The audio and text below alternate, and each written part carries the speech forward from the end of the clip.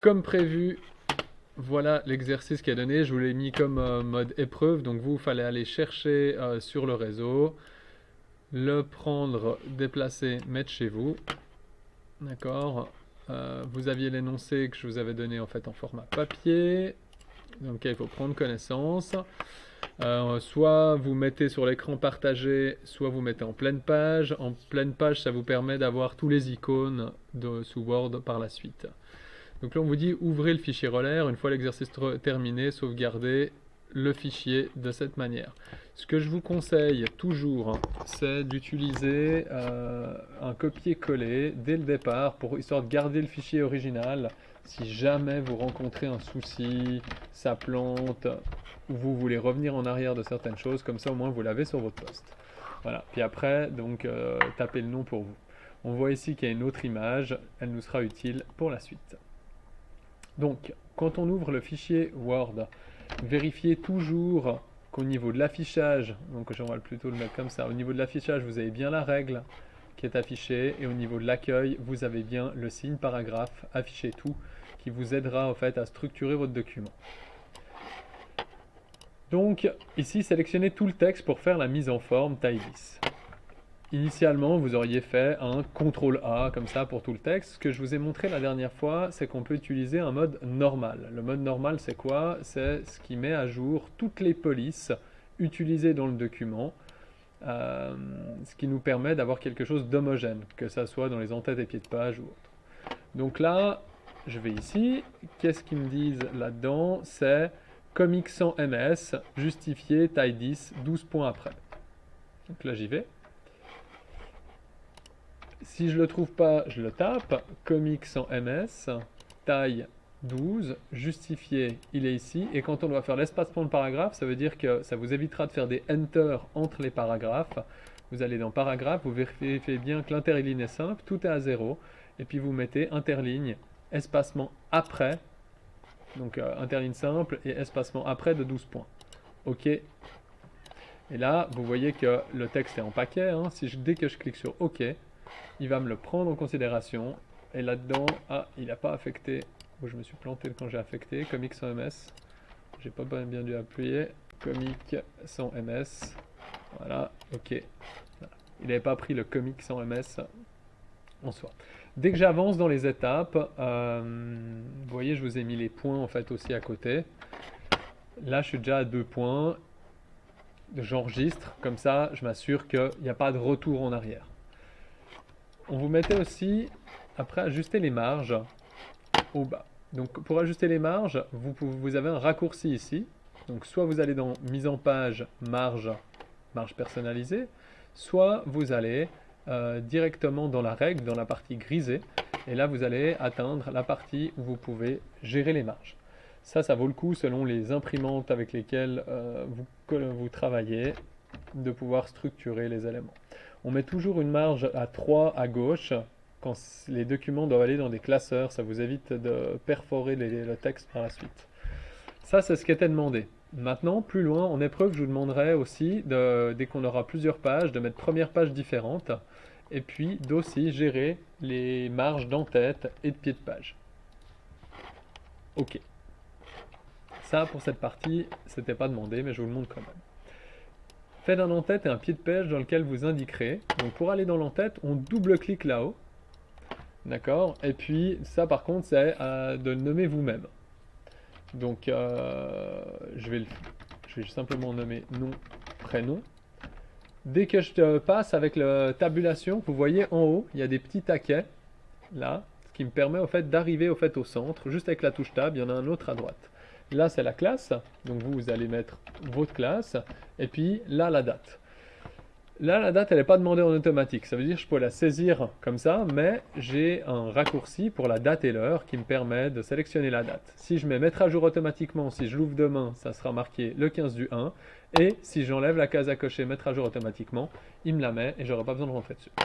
Là, on voit qu'il y a une autre police. C'est la police initiale. Donc, théoriquement, la police initiale était la Time New Roman, d'accord, qu'on avait. On pourrait la remettre. Time New Roman, et puis elle était ici, ouais, un poil plus petite, taille 12 et en italique. Non, même taille 12, ça va très bien. Mais potentiellement, là, vous n'étiez pas obligé de la changer, il n'y avait aucune mention. Donc là, c'est moi qui vous montre simplement si vous deviez le changer, si ça devait être différent du mode normal, comment le faire, comment procéder. D'accord ?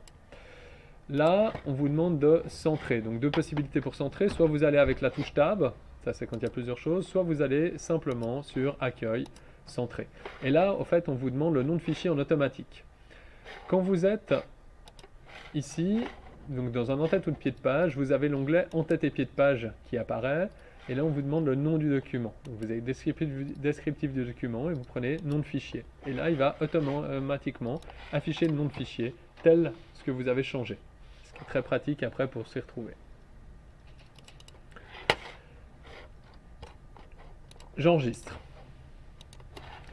Là, après, je suis à la partie titre. Donc là, vous voyez que j'ai quand même 5 points, hein, donc ça va assez vite. Pensez en épreuve à peu près du 1 point minute pour pas perdre de temps. Centrez le titre, faites la mise en forme. Donc on y va. Là, j'ai pas d'exemple, donc je dois vraiment comprendre les informations. Les directs du roller, centré, taille 20. Donc là, j'ai les raccourcis. Taille 20.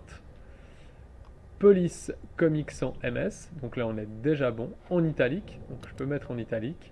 Couleur violet. Donc pour la couleur qui est ici. Donc là, j'en ai déjà une. Si je laisse le curseur, ça m'indique bien violet. Attribut majuscule et ombré. Donc là, quand vous cliquez ici, vous avez ce qu'ils appellent les attributs. Donc majuscule, c'est devenu capital avec le nouveau Office 365. Ombré, vous pouvez aller dans les effets de texte ou dans le raccourci qui est là-haut. Mais dans les effets de texte, ça se trouve ici. Ombre, hop là, celui-là. On ne vous dit pas lequel, vous pouvez prendre celui que vous souhaitez. OK. Et j'ai oublié que c'était aussi en gras. D'accord, donc on a gras et italique à gérer. Donc je remets le petit italique ici. Là, on a presque fini, mais pas encore, parce qu'il faut appliquer une bordure double violette. Donc, pour aller dans les bordures, donc vous voyez que je sélectionne le tout, hein, y compris le signe paragraphe au bout, et je vais aller dans hop, la bordure ici, bordure et trame, et je vais mettre, ici ils me disent, ok, bordure double violette, donc je vais aller voir ici si j'ai des bordures doubles, oui. Est-ce qu'il y en a des violettes? Ben, je vais prendre le violet. Et puis, 1,5 point. Donc là, je suis à 1,5. Là, je prends 1,5 point. Mais on me dit en haut et en bas. Ça veut dire qu'il n'y a pas à gauche, pas à droite. Et un espacement de 10 points. Pour ça, je vais dans Options. Et là, je mets 10. Je passe de l'un à l'autre avec la touche Tab. 10 et Enter.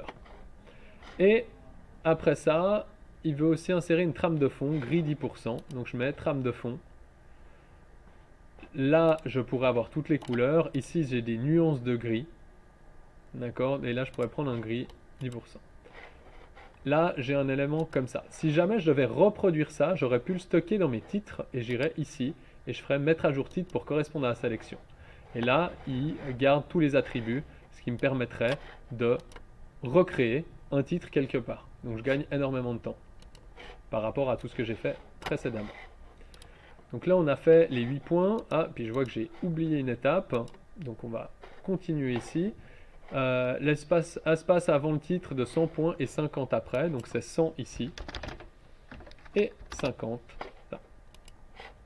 Je retourne donc ici pour affecter ce que je viens de faire, mettre à jour titre, parce que je ne l'ai pas mis en automatique.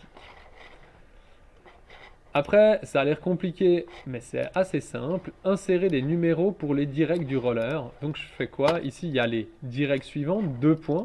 Je sélectionne mon texte. Je vais rajouter des numéros. Donc je fais quoi? Je prends les numéros ici. Je les pose. Ici, on vous demande de le mettre à 0, donc à la marge, et le texte à 1 cm. Normalement, dans les textes, on verra, on étudiera ça. Quand on a, vous voyez que là, il fait plus d'espace après. Pourquoi? Parce que quand il y a des espaces similaires, il faut enlever ça si on veut que ça s'écarte. Normalement, et on verra par la suite, on mettra des espaces de 6 points entre. Plutôt comme ça. D'accord, mais en ce moment, pas besoin. Donc là, j'ai fait toute une partie pour les puces. Maintenant, il me reste mes numéros là. Donc là, je les ai tous d'un coup. Comment faire pour qu'ils soient donc même taille que le texte, mais en gras avec un contour de mon choix. Donc, soit vous allez dans la police, soit vous restez juste ici. D'accord? Donc là, vous avez le contour. Je peux le mettre en automatique en gras, mais ça me demanderait de mettre la police en blanc. Et si je zoome, d'accord, si j'agrandis, je vois bien que j'ai le centre qui est en blanc et le cadre en gras. Je continue, je vais insérer l'image, roller image qui se trouve dans le dossier roller. Donc je fais Alt Tab, je vais prendre mon image, je fais simplement copier, je vais dans mon texte et dit qu'il faut l'insérer entre l'entête et le titre. Donc je me positionne là, clic droit, coller. L'image se colle au fait au milieu. Pourquoi? Parce qu'elle a une disposition qui est différente. Donc là, je vais mettre devant le texte et ça me permettra de la structurer et de la mettre complètement au-dessus. Maintenant, dernière chose, il y a une bordure de page couleur or. Comment est-ce qu'on fait? On va dans les bordures et trames ici. Donc là, j'ai bordure de page. Je vais choisir couleur or. Donc je vais regarder ici, est-ce que j'ai... Ah, là j'ai orange. Là j'ai or, accentuation 4. D'accord? Bah là je vais prendre la couleur or. Largeur de 3 points. Je vais mettre un encadrement. Et puis je vais appliquer à tout le document à partir de la marge. Donc là je mets à tout le document. Ok. Option à partir du bord de page. D'accord, donc ça va prendre ça à partir du texte. Donc moi je vais garder ça au premier plan. Ok, ok. Et donc là j'ai terminé le tout. J'enregistre bien. Il me reste deux choses à faire. Pour l'instant là vous ne pouvez pas le savoir parce qu'on n'a pas encore vu. Mais dans les révisions, je vais faire la grammaire et l'orthographe. Il va me vérifier les éléments. Je lui dis j'ignore ou je corrige. D'accord, là je vais ignorer, ignorer, ignorer, ignorer, ignorer, ignorer. Ok, c'est pour plus avoir d'éléments soulignés. Là, il me reste un espace, donc je vais juste faire delete ici pour l'enlever. Et je vais enregistrer.